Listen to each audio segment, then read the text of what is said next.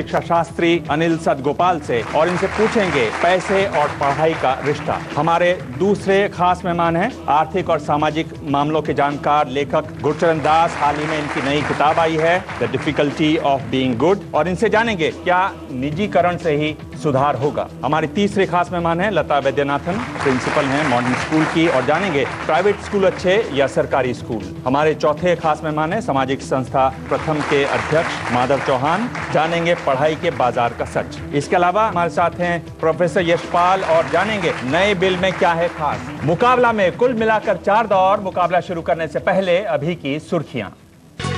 गृह मंत्री चिदंबरम ने कहा कि मौजूद है पाकिस्तान में मुंबई हमलों के गुनहगार, पाकिस्तान जानबूझकर नहीं कर रहा है कार्रवाई।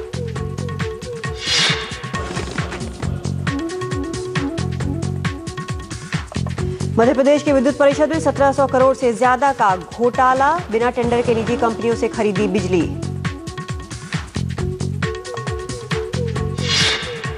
गाजियाबाद में अतिक्रमण के नोटिस को लेकर NH24 पर लोगों ने वाहनों में लगाई आग, डीएम ने अवैध इमारतें न गिराने का दिया भरोसा।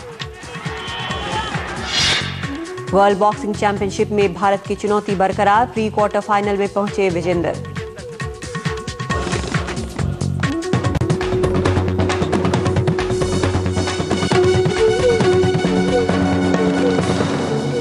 मुकाबला में बहस, क्या पैसे से ही अच्छी शिक्षा दी जा सकती है। मुकाबला की शुरुआत करेंगे अनिल सदगोपाल। अनिल जी, आपके पास 1 मिनट का समय है। ये जो ताजा बिल है ये कैसा है और इसकी सीमाएं क्या हैं, कहां तक जाता है ये बिल? ये जो ताजा बिल है इसका मकसद शिक्षा का अधिकार देना नहीं है बल्कि शिक्षा का अधिकार छीनना है। ये छीनने के लिए ही बनाया गया है। इसका दूसरा मकसद शिक्षा का जो निजीकरण और बाजारीकरण पिछले 20 सालों में विश्व बैंक की नीतियों के तहत तेजी से भारत में हुआ है, इसकी रफ्तार को और तेज करना है। और इन दोनों के जरिए तीसरा मकसद इसका है कि सरकार को ऐसी हालात में ला देना कि वो शिक्षा देने की अपनी जिम्मेदारी से अपना पल्ला झाड़ ले और उससे मुक्त हो जाए, उससे बरी हो जाए। और इसमें किस तरीके से निजीकरण और बाजारीकरण के प्रावधान हैं, कुछ छिपे हुए प्रावधान हैं और कुछ प्रत्यक्ष बिल्कुल सीधे सारे दिखने वाले प्रावधान हैं। उन दोनों को समझना बहुत ज़रूरी है। 6 साल से नीचे वाले बच्चों का अधिकार जो भारत के संविधान में आज भी है, इस बिल ने छीन लिया है। 14 साल से 18 साल की उम्र के बच्चों का जो अधिकार है, जो हमारे संविधान के आर्टिकल 41 से निकलता है कि सब बच्चों को 12वीं कक्षा तक की मुफ्त और उम्दा क्वालिटी की बिना भेदभाव की शिक्षा मिले, उसको ये बिल नहीं मानता है। इतना ही समय आपके पास। गुरचरण, आप क्या कहना चाहेंगे इनसे? ये कह रहे हैं कि एक तरीके से शिक्षा का अधिकार ही छीन लेता है ये बिल, जिसके लिए बना है बिल्कुल ठीक उसका उल्टा काम कर रहा है। सही बात तो ये है कि आइडिया राइट टू एजुकेशन जो है ये अच्छा आइडिया है। सब बच्चों, हम सब चाहते हैं कि सब बच्चों को अच्छी शिक्षा मिलनी चाहिए। ये बिल में जो कमियां हैं वो ये है कि क्वालिटी साइड इन्होंने देखी नहीं है। मतलब कि जो आजकल जो हालात है वो है कि जो हमारे गवर्नमेंट स्कूल्स खासकर वहाँ पे 4 में से 1 टीचर एब्सेंट होता है हर रोज। 4 में से 1 टीचर जो प्रेजेंट होता है वो पढ़ाता नहीं है। तो अगर हम चाहते हैं कि अपनी सोसाइटी को अच्छी एजुकेशन दी जाए तो हमें इस पे सोचना चाहिए था कि हम कैसे गवर्नमेंट स्कूल्स को कैसे रिफॉर्म कर सकते हैं। It's quality versus bad quality, that is the issue. जो लोग हैं ये प्राइवेट स्कूल नहीं बेचना चाहते अपने बच्चों को। क्यों पैसे दें, क्यों मैं 150 रुपया 200 रुपया दूं हर महीने अपनी लड़की के एजुकेशन के लिए। पर मैं देता हूं क्योंकि गवर्नमेंट स्कूल में कमियां हैं।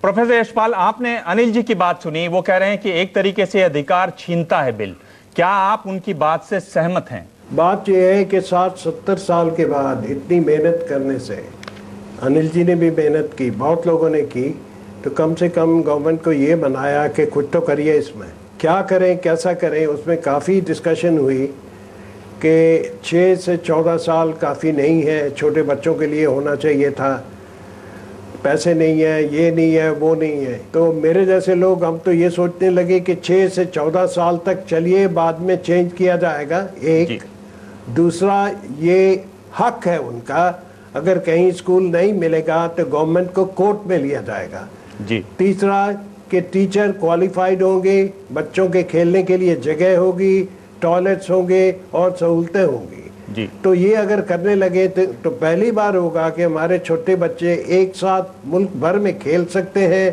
पढ़ सकते हैं, शिक्षक अच्छे मिल सकते हैं। अगर इधर को चले जी। इधर को चलने की कोशिश है तो अच्छा है।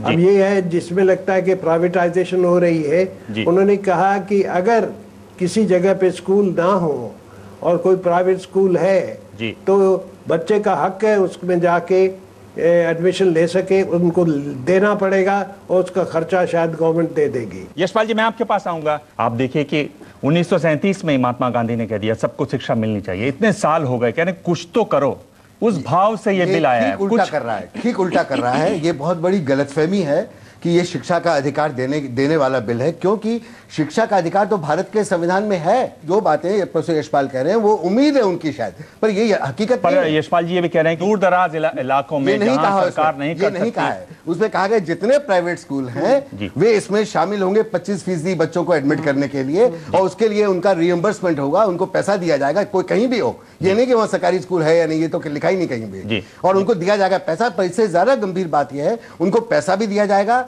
और उनकी फीस को रेगुलेट करने का, उसके नियमन करने का कोई प्रावधान नहीं है इसमें। उनको खुली छूट है मनमाने ढंग से फीस बढ़ाने की। सबसे बड़ा तो इसमें यह मामला है। और यह भी सच नहीं है कि लोगों को कोर्ट में जाने का हक दिया है। कोर्ट में जाने का हक आज है बिना बिल बने हुए, वो छिन जाएगा। जैसे ही बिल लागू होगा वो कोर्ट में जाने का हक भी छिन जाएगा। क्या ये शिक्षा का अधिकार छीनता है जैसा कह रहे हैं अनिल? इतना दूर तो मैं नहीं जाऊंगा कि शिक्षा का अधिकार छीनता है, लेकिन कुछ बातें जो इस बिल में हैं उसकी वजह से ये होगा कि हमारा देश हमेशा ये कुछ तो करो वाले में फंसा रहेगा जी। मतलब जो शिक्षा की अभी स्थिति है जी, उसको ढंग से सुधारने का काम ये बिल बिल्कुल नहीं करता है। वो क्वालिटी पे है या टीचिंग लर्निंग के प्रोसेस पे है, ये बिल कुछ नहीं कह रहा है जी। कुछ हद तक जो अनिल जी कह रहे हैं उससे मैं सहमत हूं, लेकिन पूरा नहीं सहमत है। यशपाल जी, आपने अनिल जी की बात सुनी, वो कह रहे हैं कि बिल्कुल नहीं लिखा हुआ है कि सरकार और निजी क्षेत्र के लोग इसमें एक साथ आए स्कूल बनाने के लिए दूर दराज के इलाकों में। ऐसा शायद आप चाहते हैं पर बिल में है नहीं। मेरा कहना यह है, अरे यार इतने साल हो गए, 60-70 साल हो गए, किसी की भी गलती हो थोड़ा तो आगे चलो जी। अगर चलोगे इसमें सब मिलके तो बाद में लड़ाई और भी करेंगे इसको बढ़ाने। मेरी गुजारिश है। दूसरी बात ये है कि अगर पब्लिक स्कूल में 20-30% बाकी सारे जाएंगे जी। एक किस्म का मेरा तो सपना ये है कि एक किस्म का समाज में जोड़ होगा और सारे स्कूल कॉमन स्कूल सिस्टम की तरफ बढ़ सकेंगे। इस पर हम लोग बाद में बंद तो नहीं कर सकते थे आप। इस पर हम लोग बात जाएंगे, पर ये जो एक बात है कि एक शुरुआत तो कहीं होनी चाहिए। शुरुआत आप आगे लड़िएगा। शुरुआत उल्टी दिशा में हो रही है। इसमें जो शेड्यूल है मानदंडों का, स्कूलों के मानदंडों का, उनको पढ़िए। इतने घटिया मानदंड, एक शेड्यूल पढ़िए। लता जी, आपने भी ये बिल विस्तार से देखा, कहां तक आप सहमत हैं? जो अनिल जी अपनी बात यहाँ तक सहमत हूँ कि क्वालिटी पे हमारा ध्यान अंकित नहीं है। हम कह रहे हैं कि 6 से लेकर 14 साल तक के बच्चे आएंगे स्कूलों में। मैं उम्मीद करती हूँ कि जरूर आए, कहीं ना कहीं जरूर जाएं, चाहे वो गवर्नमेंट स्कूल हो चाहे प्राइवेट स्कूल हो।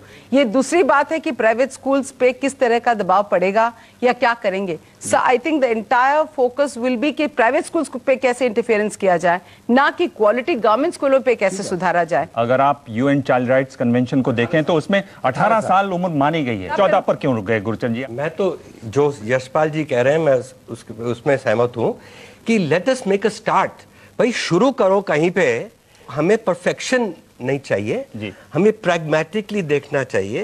तो बात इनकी समझ में आ रही, कह रहे हैं शुरुआत तो करें कहीं। शुरुआत नहीं आगे तो चलें। ये शुरुआत नहीं है, ये तो पीछे लौटने की बात है। क्या ये बिल पीछे लौट रहा है? पब्लिक स्कूल और सरकारी स्कूल, इस पर बहस करेंगे आगे। आप भी अपनी राय भेजें, MU के लिखें 566388 पर SMS करें। मुकाबला जारी है। ये पैसे से अच्छी पढ़ाई नहीं होती है। पब्लिक स्कूल की बहुत उम्दा पढ़ाई नहीं है। ये कारण है कि हमारे गवर्नमेंट स्कूल फंक्शन नहीं कर रहे। गांव में जाके देखिएगा, छोटे शहरों में जाके देखिएगा, प्राइवेट स्कूल की हालत बहुत खराब है। जब तक बहुपरतीय शिक्षा व्यवस्था को खत्म करके एक ठोस कदम समान स्कूल प्रणाली की ओर नहीं बढ़ाएंगे तो कोई उपाय नहीं है इन समस्याओं का।